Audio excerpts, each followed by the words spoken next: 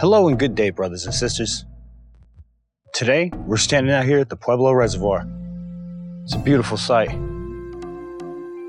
Truly blessed to be out here today with the clear skies and man, check out that water. It's amazing.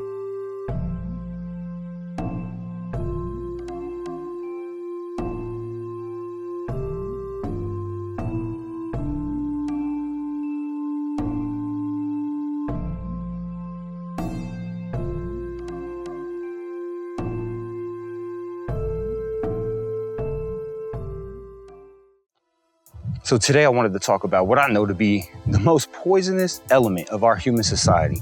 And from a philologic and linguistic point of view, we can clearly see the manifestation of our lower selves in these forms of abstracts, which is created to dominate the natural world through a falsely perceived authority given to us by ourselves. Now, this false authority is a tool of the lower self, and it's known as ism, or as it's more easily understood as abstracts or systems. It is made of the physical for the physical, and it rules the world. And by definition, ism would not be freedom. Now, let's take a look at the high standards of the Webster and Oxford dictionaries. Now, we can see and we can understand it as suffix ism, which is forming nouns of action and doctrine. Ism comes from the French ism, or perhaps directly from the Latin isma, or ismas, which comes from the Greek ismos, and I think that is coming from the stem of Greek verbs izain. The rules are using ism at the end of a word suggests that the word is related to a belief or a system of beliefs. This is accepted as an authority by a group or a school of thought. Now, isms are a distinctive doctrine, cause, theory, act, practice, a religion or religion. It is the adherence to a system, a class of principles, or a distinctive philosophy that typically is a political ideology and occasionally, the artistic movement. Now, from a spiritual perspective, the ism is a false authority, a tool that has been motivated by the physical desires for control through the use of carefully orchestrated words made to manifest an abstract which declares authority over the natural world. It is made from the desires of the lower self, or our demons, made of man for the purpose of control over the natural and over others in pursuit of selfish reasons. Now, from the scientific perspective, this one specific creation of man has only one purpose, which is to bring about the authority by the vehicle of abstracts to organize the environment of the individual and to eventually change the individual into the abstract by aligning or harmonizing their identity with the illusion that was created by the abstract. Now, the best functioning abstract is going to be the one that utilizes the system to enforce regulation through force, encouraging its members or its subordinates to identify with it, and it's going to do so in a way that's not so obvious. The better the control the abstract has over its members' identity, the stronger and healthier the abstract will be. Therefore, abstracts always exhibit an oppressive and especially discriminatory attitude or belief, even if it's passive-aggressive at times. In all its forms, it's always requiring regulatory acceptance from its members. Isms in some forms is recognized as poisonous and is considered as derogatory. For example, according to Wiki and various other sources, in the United States of the mid-19th century, the phrase the isms was used as a collective derogatory term to lump together the radical social reform movements of the day, such as slavery abolitionism, feminism, alcohol prohibitionism, Fourierism, pacifism, technoism, early socialism, ism. Now, in modern times, these poisons have grown and they look a lot different. Most people, they won't even admit to the presence of isms in their lives and the power they allow isms to have over them.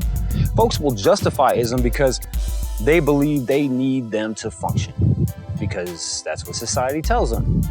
These abstracts, they go back thousands of years since the fall of man and have been oppressing man at his individual level and his larger society ever since.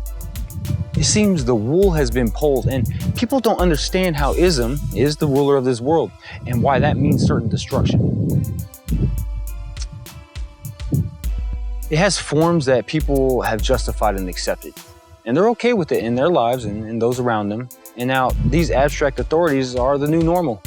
So It is normal for people to be born into them, and this keeps them going in an oppressive state, keeping them from finding out who their true identity is and their true purpose. And again, it's crazy to me, but folks will adopt ism because they believe they need to. And from a spiritual standpoint, ism is being something of a man-made authority, which always defies the God-given right to free agency. And in turn, it's keeping us from being harmonic with the spirit and being able to see these falsehoods to begin with. Now, when you adopt ism, you adopt rules for yourself. Ism keeps you from being conscious, happy, and healthy. Those who give themselves to ism will have no choice but to worship ism. And those who turn to ism for resources, security, and refuge, you will suffer in its name and for its sake. The use and acceptance of ism defies thousands of years of spiritual truth and virtues. It's retarding man back to his lower self, binding him to this lower state. The isms in this world, as they have grown and evolved, so to speak, they're formed as systems. These systems of the world, from government to social movements to personal beliefs I've shared to beliefs I've never shared, they're all intermingled in this matrix we call a society. And all these systems affecting each other, influencing each other, all under an umbrella, under a larger umbrella, under an even larger umbrella of systems with systems neighboring systems. That's our world society, from the global scale down to the individual. That's where we are, a fractal reality of isms, isms within isms. And sadly, we can see the oppression of those who are infected with these isms, regardless if they engage with 1 or 100. And this is because we have a society which is built on thousands of isms within isms within isms, and inevitably there's levels to oppression to these isms. And they make systems within itself.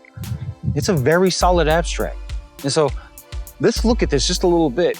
Now, when talking about racism, sexism, classism, statism, corporatism, put your religion hereism, and all the forms of oppressionisms, it may be difficult to see these issues as an interlocking system operating at the interpersonal, personal, and institutional, cultural levels. It is important to understand that even the presence of ism is designed to take control over the individual, consensual or not. At face value, isms are things that appear that they should have, require consent, but in reality, they can be invasive, forceful. You could be attacked for not following the norms, right? This shows the presence of isms is very oppressive, consensual engagement or not. Now, on a personal or individual level, isms regulate how we see ourselves by setting the standards of our values, beliefs, feelings, and the general perspective of how we consume and how we experience reality. During our whole life, we are constantly receiving some kind of ism or programming, starting from infancy, and we grow up into it. We're told what to think, do, believe, and feel, or whatever else. And we're taught to our parents, through media, through schools, faith, communities, the government, etc. As humans, we're constantly bombarded with direct and indirect messages, subtle and not so subtle, about the things that make up our identity. And when the individual allows ism into their identity, regardless of which group the individual falls in, they will receive messages of dominance, superiority, and authority. The more isms the individual is involved with, the more these groups are relevant, and therefore creating an environment which allows external abstract authority. And it's done in the sacrifice of self-identity, your innate authority. You are not an idea. And when we identify with ideas, you have identity dysphoria. Now, if you don't know who you are, then you don't know what you stand for. And therefore, you have no purpose. You're just an empty shell waiting to be filled with whatever strikes your emotions in that moment or that day, being told what to think, feel, do, and be. Now, you can only truly find health and happiness through the spirit. And you can only find and know the spirit through truly knowing yourself, temenosis. So it is in these ways, folks consent to a propagandist environment that an individual is being told to remove their identity and any personal identity they may have, to adopt the identity of the current ism that the person is consuming. So the poisonous environment is wiping out and reprogramming unconscious beings to go moment to moment, basing each moment on the ideologies formed around emotions and the rules supplied by the ism. Not only does this damage our psyche, but those around us, pushing our fellow humans into ism, which is a terrible thing. This allows ism to infect us at the interpersonal level. And at the interpersonal level, the focus is on our actions, our behaviors, our language, the way we interact with individuals that are different from us. At this level, ism commands how we see others around us, especially those who are different. And then we project and encourage the projection of falsehoods, further silencing our true selves by silencing others. We do this to each other by using the reward and punishment, the mesolimbic pathway of reward system. The things like informal sanctions, which include shame, ridicule, sarcasm, criticism, and disapproval of all sorts. And all of which can cause an individual to stray towards the social norms of ism in today's society. In extreme cases, sanctions may include social discrimination and exclusion. And informal social control usually has more of an effect on an individual because of the social values become internalized, thus becoming an aspect of the individual's personality. And so the social values are the result of the individual internalizing certain norms and values. This obviously will carry over into culture. And so this is the affliction of ism at the personal and interpersonal levels. It has the quality of enlargement, and it will carry you from the particular to the general, from the individual to the mass. This is the foundation by which ism is built at the institutional levels, isms within isms. The institutional levels includes governments and or establishment rules, policies, procedures, and practices. They can be written or unwritten. The ism creates these abstracts that formulate systematically into institutions that define who is welcome and who can fully participate. Also, who may be excluded and discriminated against full participation. Even when looking to engage as a subordinate to the state governments, national governments, corporations, religions, privates, public, all of them, they all utilize a written policy that states that only individuals with certain degrees or formal education or certain beliefs can apply for certain jobs or memberships or exchanges or, directly or indirectly, excluding individuals who may have informal experience and other wisdom that could be considered as valuable for that position. Unwritten policies or rules are pretty common, and they can be as petty as playfully shaming someone for their favorite sports team, or seriously being denied for an opportunity because how you dress or wear your hair or even how you speak. Now, this will leak into the cultural level. Once ism has been accepted at the personal, interpersonal, and then institutional levels, it already infected cultural level, the cultural level. It's already affected culture. Ism through programming, force, and or coercion is redefining culture to become more aligned with the corporate practice for corporate benefit. It is at this level folks are selling off their core beliefs and morals for abstract luxuries, immoral pleasures, and or false authority. This affects our focus on how we define right and wrong, how we define the truth, what's normal or what's beautiful. Culture has become as fake as the abstracts they've adopted.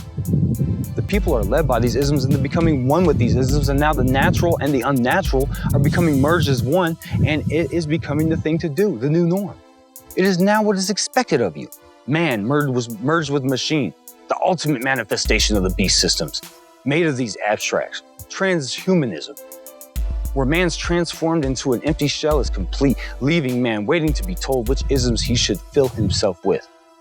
The social curriculum folks take upon themselves inundates the individual on a daily basis through media and in our textbooks and in our daily interactions across the board. It took a while, thousands of years, but by the promise of being a god, or by the promise of reward and pleasures of the physical, the temporary, where Satan calls from, your devil, the lower self, the beast, whatever you want to call it. It has full control over the people and their environment. The people are afflicted, and they seek refuge in their isms. Ism is a tool of the past, and we need to get away from it. It's outdated. We need to develop a consciousness and work to help address and dismantle ism, to find ourselves and reconnect with the natural and take our lives back, take control through the spirit. Only then can we relearn how to thrive in harmony with each other and within our environment. Now, this topic of ism is a difficult one, and for folks to understand how it rules our society and people.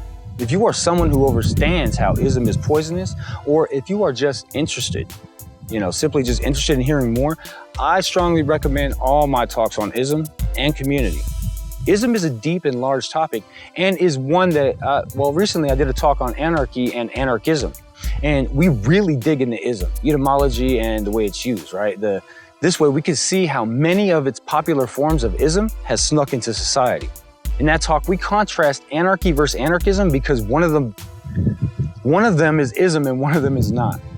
One of them is natural harmonic way of life and the other is abstract pretending to be. I identify ism so we can remove ism at every level. That way we can, as individuals, can find our true selves with our true purpose in a community that thrives together and not just survives. Join me for all my talks on ism, please. And come to think of it, in the past I did a talk on racism. I talked about getting rid of it, and I only touched on ism being the root of it. But if you haven't listened to my talk on racism, please watch that one next. And if you have watched my talk on racism, part 1 and 2, then I strongly recommend the talk on anarchy, not anarchism next. Though to be fair, there's no real official order.